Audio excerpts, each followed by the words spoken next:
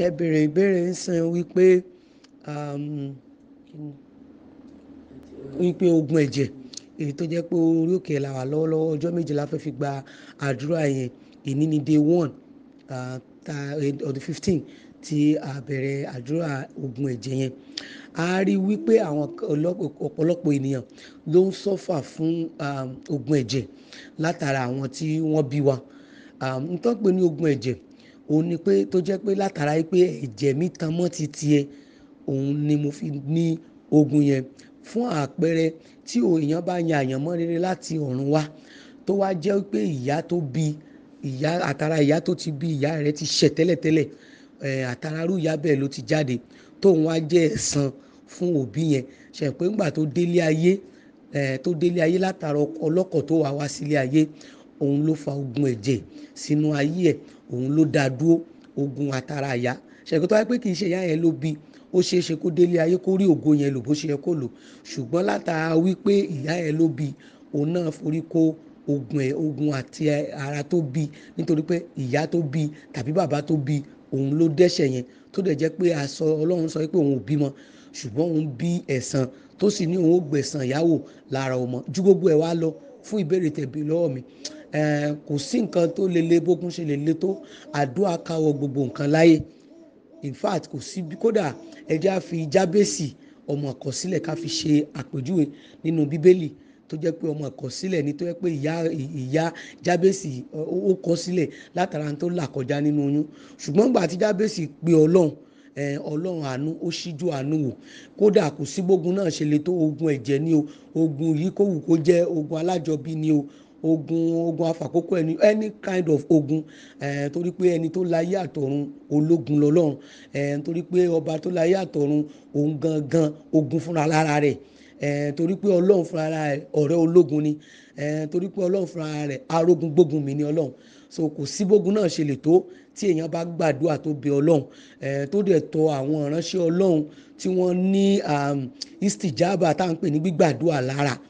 Wàláì, pẹ̀lú ìyọ̀ǹda Ọlọ́run, pẹ̀lú àánú Ọlọ́run, ogun yẹn dẹ̀ máa ṣẹ́. Kò sí, tí mò ń sọ ni pé kò sí ogun náà tí kò lè ṣẹ́. Kò sí bó ṣe lè kó ogun náà tó ṣiṣẹ́ lógun látara àdúrà. Ó jẹ́ ìbéèrè tẹ́ bi mí, ẹ ṣé mo dúpẹ́. Pé nípa àwọn tí a jọ máa ń ṣe program lórí Instagram, gbogbo wọn a wà káàkiri àgbáyé ní Àdúrà Mi Gbà prayer group, a wà káàkiri àgbáyé. A wà l'Amẹ́ríkà, a wà ní Canada, a wà ní everywhere, a wà ní Asia, káàkiri àgbáyé la wà. But a máa ń kóra wa jọ níbẹ̀ yẹn. We are over 400. But níjọ́ tí a bá pọ̀, a máa ń tó bí 200, tí wọ́n pẹ́ a ní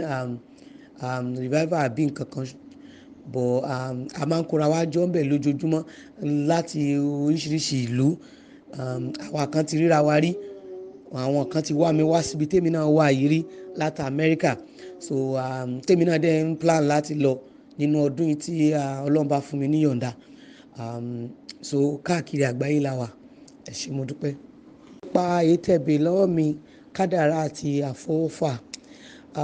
Kádàrá jẹ́ ohun tí a yàn láti òde ọ̀run wá, tí ẹnì kọ̀ọ̀kan wá kọ nígbà tí a kò mọ̀, nígbà tá a wà nínú ìyá wa.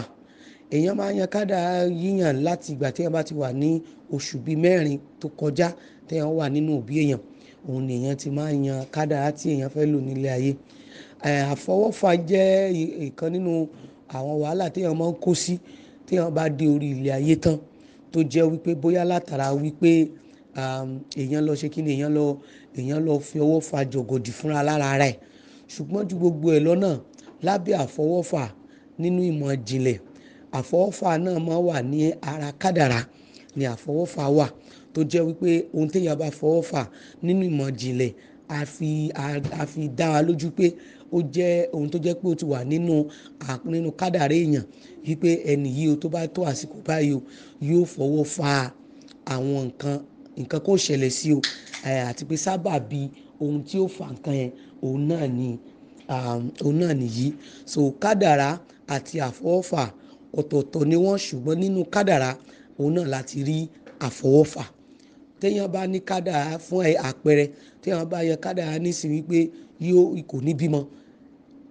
tó bá délé ayé ó lè jẹ́ pé oyún ṣíṣẹ́ ni ò jẹ́ kó bímọ. Bọ̀ ṣe pé nínú kádàrá fún example ni o a ti sọ pé kò ní bímọ ṣùgbọ́n nǹkan kan tí ó ṣẹlẹ̀ tí ò fi ní bímọ àfọwọ́fà pé ó lọ ṣẹ́ oyún a ti kọ́ pé kò ní bí ọmọ yẹn so kádàrá àti àfọwọ́fà wọn kì í ṣe nǹkan kan náà ṣùgbọ́n